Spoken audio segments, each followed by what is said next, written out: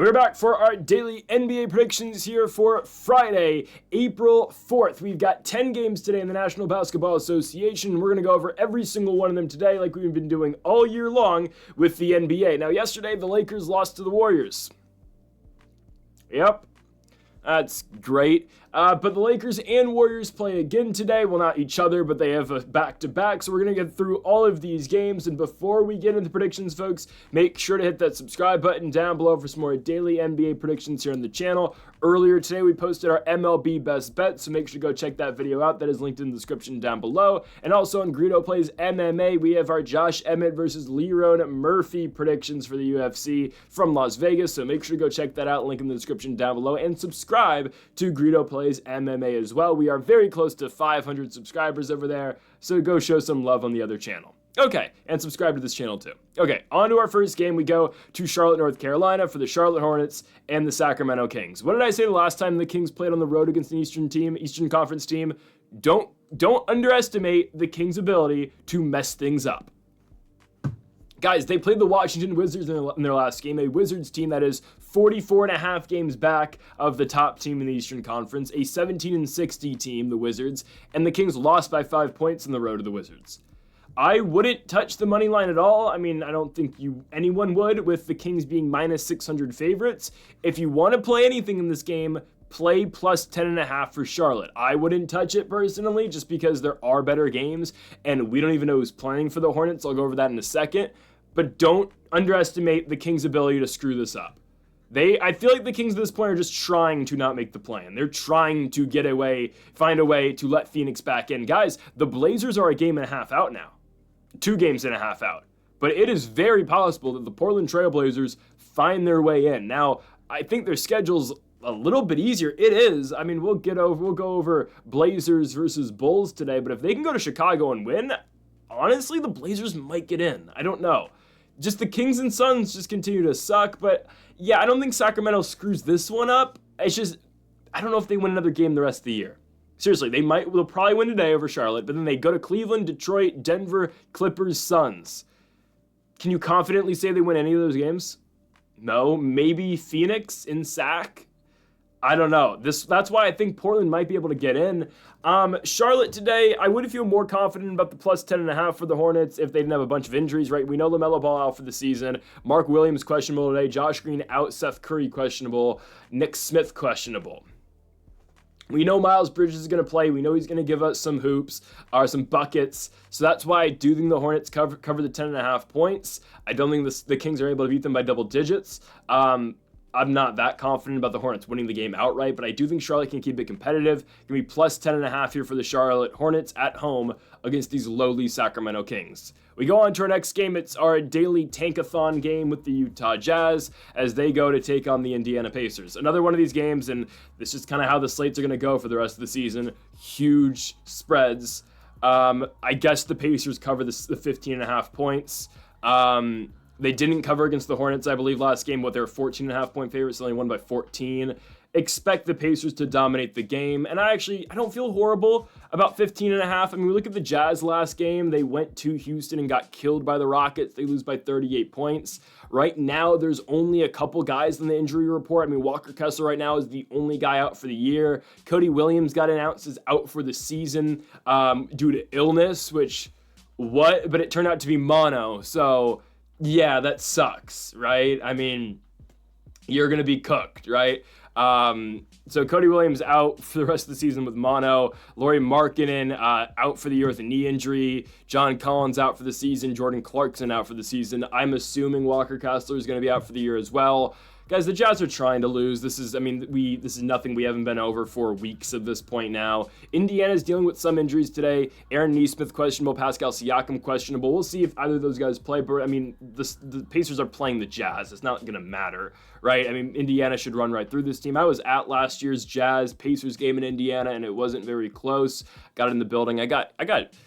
I know this doesn't matter, but I got tickets in the lower bowl for $20 for that game. I low-key miss Indiana pricing sometime. So, but the Pacers, they should roll over this team. Expect Halliburton to have a big night. I mean, I said at the beginning of the season when I said Tyrese Halliburton is this generation's Chris Paul, and now he's actually getting those comps this year because of that stat of most games with 20+ points and 10 assists without any turnovers.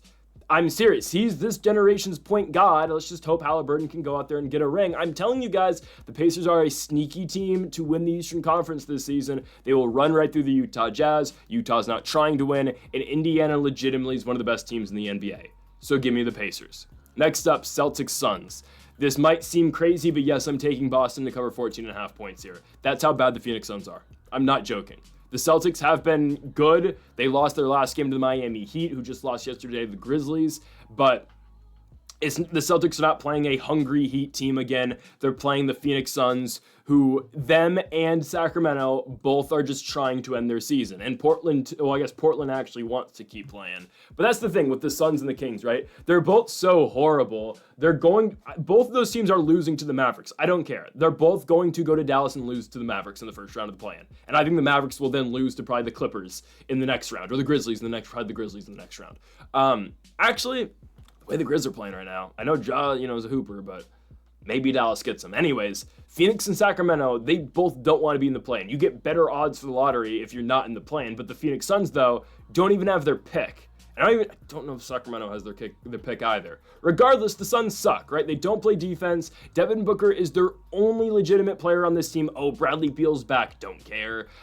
D-Book is trying his hardest. He put up 39 points in their last game on Tuesday in Milwaukee, but they still lost the game by 20 points. Giannis put some, another crazy stat line like he's been doing every single night. Talk about, carry jobs. But no Kevin Durant means no victories for the Phoenix Suns. They need to chase Sacramento down. They're a game behind them.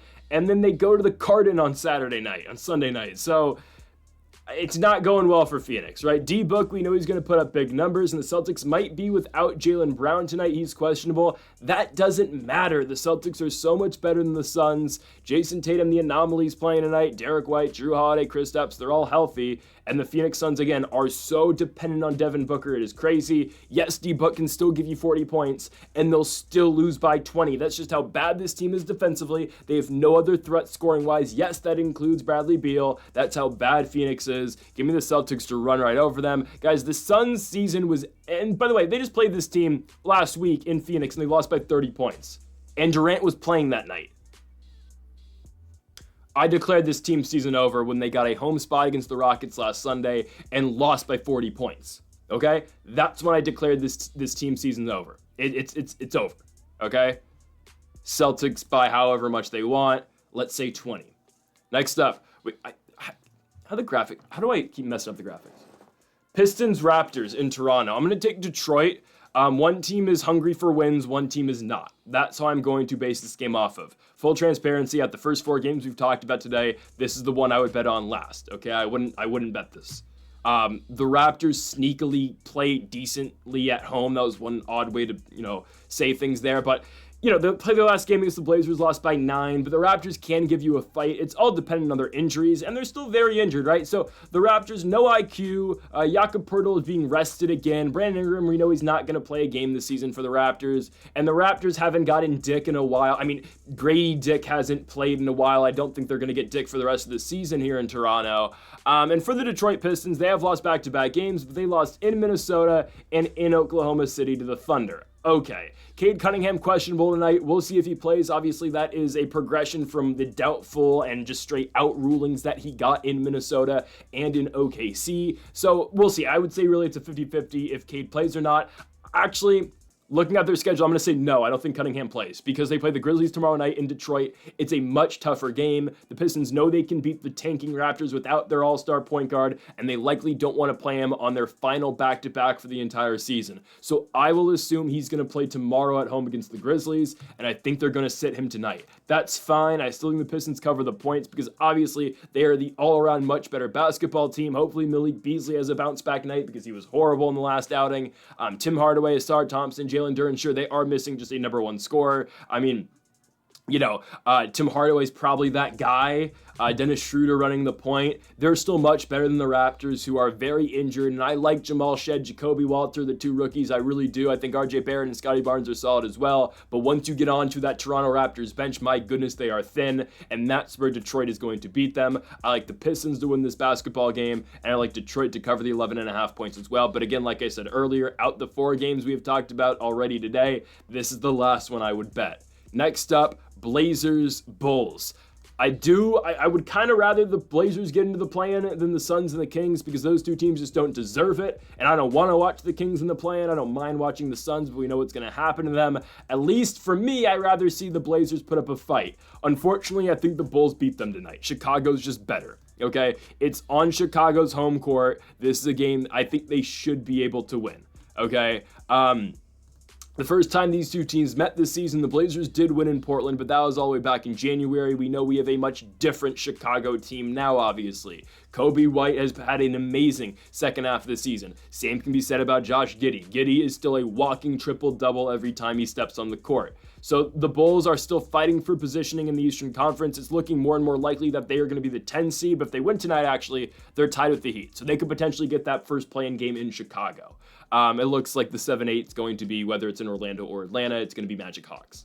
Anyways, I think the Bulls get the Blazers here. Portland has one back-to-back in Atlanta and in Toronto, but they just played last night up in Canada. Now they have to go to the Windy City and play. I just don't like them on a second night of a back-to-back. If they got a day off in between, I would consider Portland for as much as I do like Chicago, because I like the Bulls a lot this season. I like, again, what Giddey and White and Buzelis have been able to do, and hell, give Vucevic his props as well.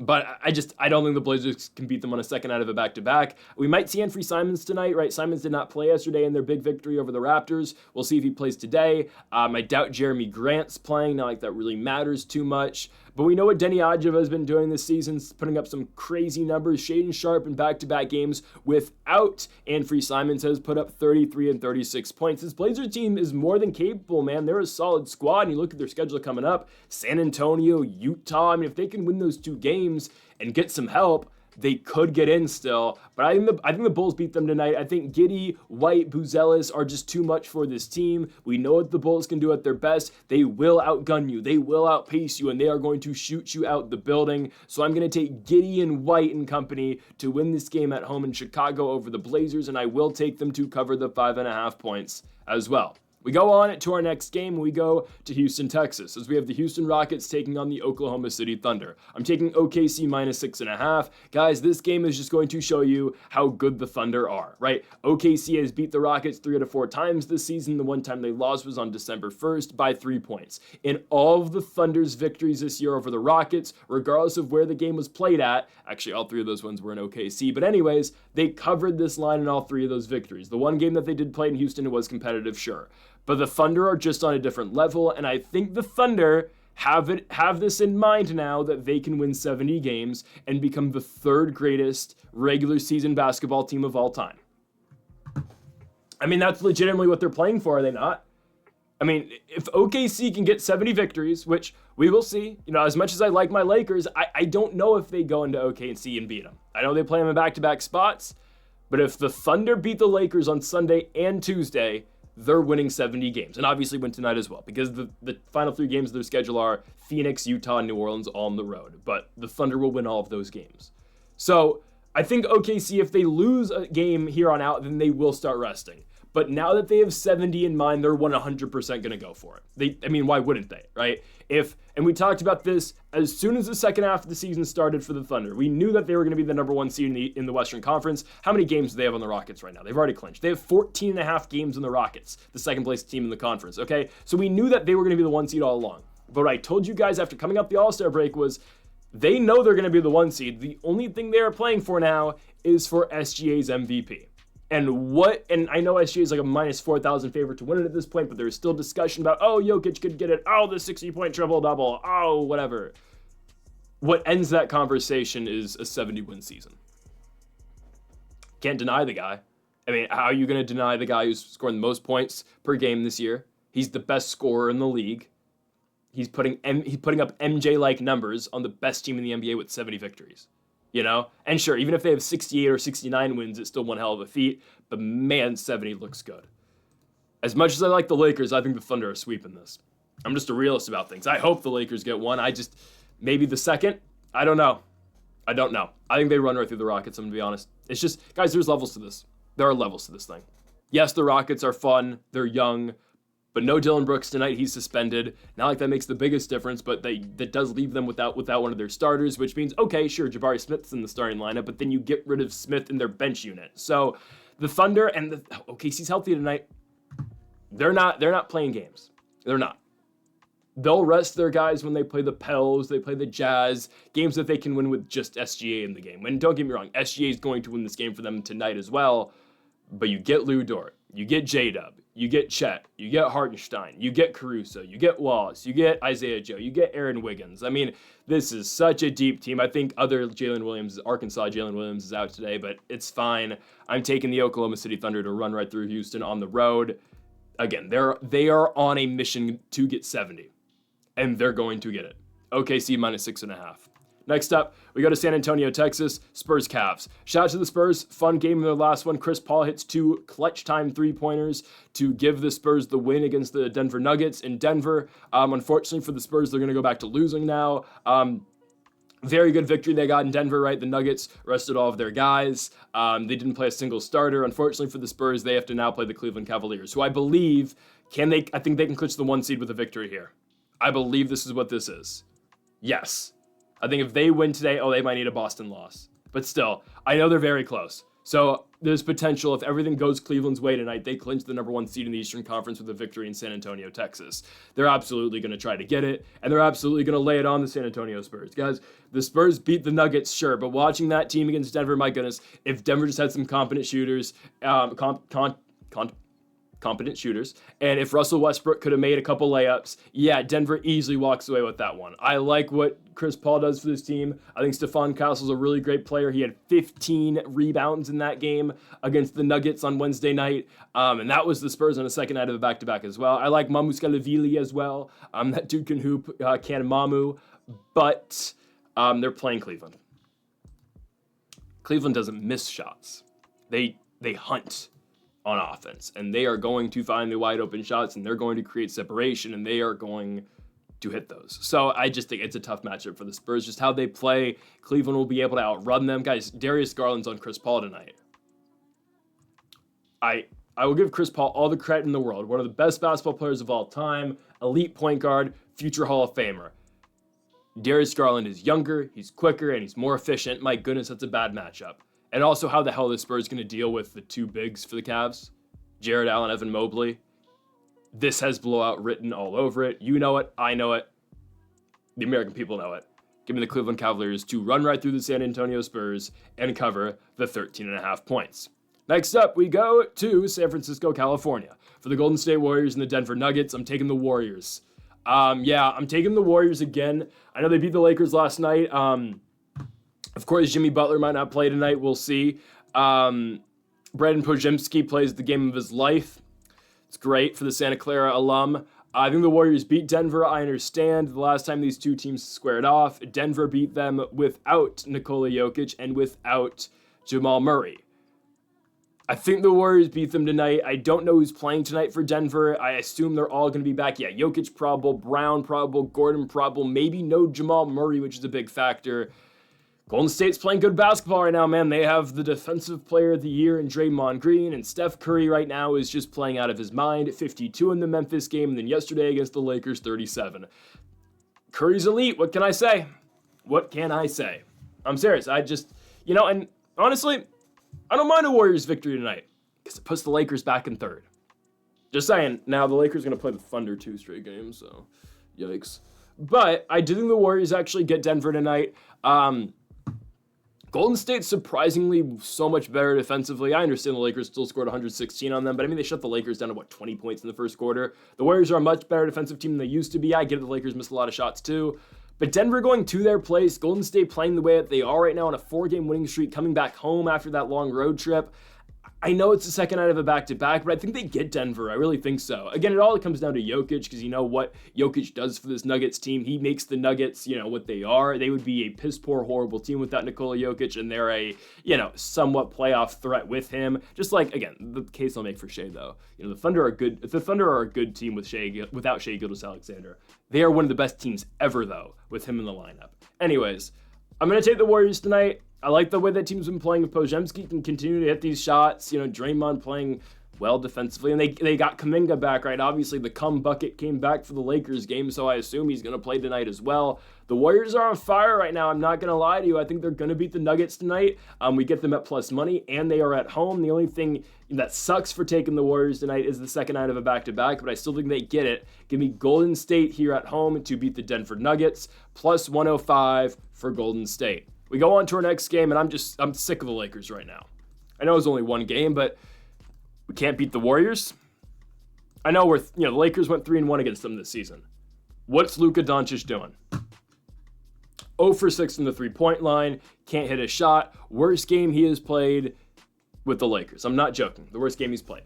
LeBron, we know how great that guy is, 33 points. I mean, what can I say about, the greatest player of all time in the NBA?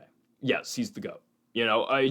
At 40 years old, this guy's putting up 33-9, and he's keeping the Lakers single-handedly in the basketball game. It's crazy. They'll run right through the Pelicans. Yes, is this the traditional, Lakers trap game, second night of a back-to-back? It is, but the Pelicans are very injured. McCollum, Zion out for the season. Jordan Hawkins out tonight. Brandon Boston out tonight. What does that leave the Pelicans? It leaves them a starting lineup of Jose Alvarado, Antonio Reeves, Bruce Brown, Kelly Olynyk, Yves Missi. I used to be scared of Bruce Brown when he was, in Denver and when he was on the Pacers. I was like, this guy maybe starting for the Pelicans can be somewhat of a threat. He's not. I understand he scored 16 points against the Clippers. He's not going to do that again. I'm not scared of anything in this Pelicans lineup. I can definitely see Kelly Olynyk sinking like 5 threes against the squad randomly. But no, the Lakers will go right through the Pelicans. I expect LeBron to play, I think they know the severity of this game. I mean, they need to get wins any way they can at this point. This is one of the games where they just kind of have to figure out a way to get.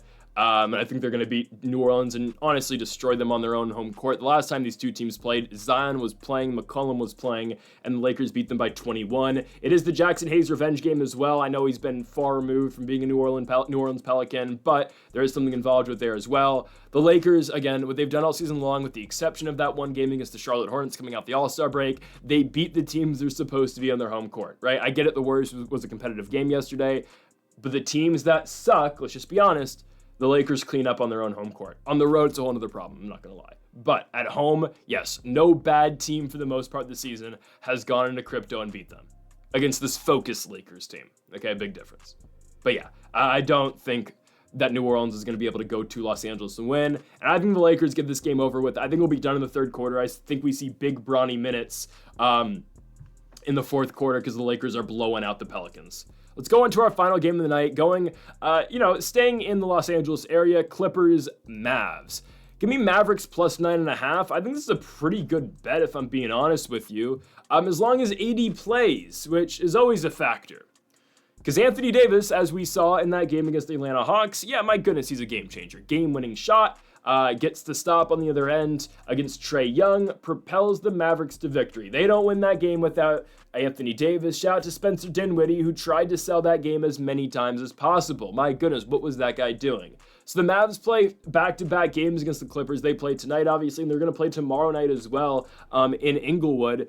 I'm not telling you they're going to win these games, but I think 9.5 is almost disrespectful. I don't know. I get it. They lost to the Nets that one game on Monday, but when Anthony Davis is back in the lineup, they're such a different team. They just are. Because, guys, I think what gets forgotten about this Luka trade, and obviously the Mavericks got fleeced and Nico Harrison's a dumbass. I understand. But what gets forgotten about this is that Anthony Davis, yes, right now is still a top 10 player in basketball. He is. Now, where will he be in 5 years when Luka is winning back-to-back MVPs? I don't know. And that's the problem with the trade, obviously. But in the current day, don't forget the discussion about, AD and Kyrie are on the same team. The Mavs are going to make a run this year. I never thought that was going to happen.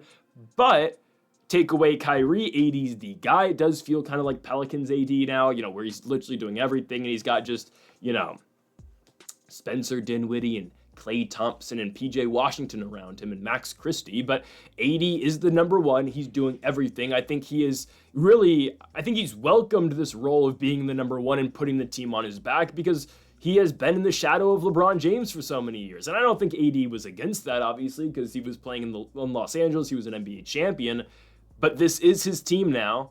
And I guess, it will be his team for the next couple seasons because he's under contract for a while. So I think AD, to a certain extent, is just embracing being the guy in Dallas. And I think he keeps them in this game against the Clippers, right? A big part of this Clippers team is Zubac. AD plays pretty well against Zubac. It really limits a lot of what Harden's able to do off the pick and roll. Then they have to kind of force it to Kawhi and let Kawhi take over the game. We're not saying that can't work, but I think, again, just AD's presence and his defensive ability does throw off of what the Clippers are trying to do. So I'm going to take the Mavericks in the spot plus 9.5. I don't really care who wins the game, but I just think I think plus 9.5 is almost disrespectful to the Mavs. If Anthony Davis doesn't play, though, we're screwed. Okay, I'm just going to be honest. If AD does not play this game, this bet's screwed. So let's hope AD plays. If he does, yes, the Mavericks will cover the 9.5 here in Los Angeles. So, folks, that'll do it for our daily daily NBA predictions. First day in a while we haven't done college basketball because there's no games today. But thank you all for watching our daily NBA predictions here on the channel. Make sure to hit that subscribe button down below for more. Make sure to leave a like if you did enjoy the video. Make sure to comment if you do disagree with any of the picks. We'll be back tomorrow for our daily MLB best bets, our daily college basketball best bets, and our NBA predictions as well. Folks, thank you all for watching, and Mamba forever.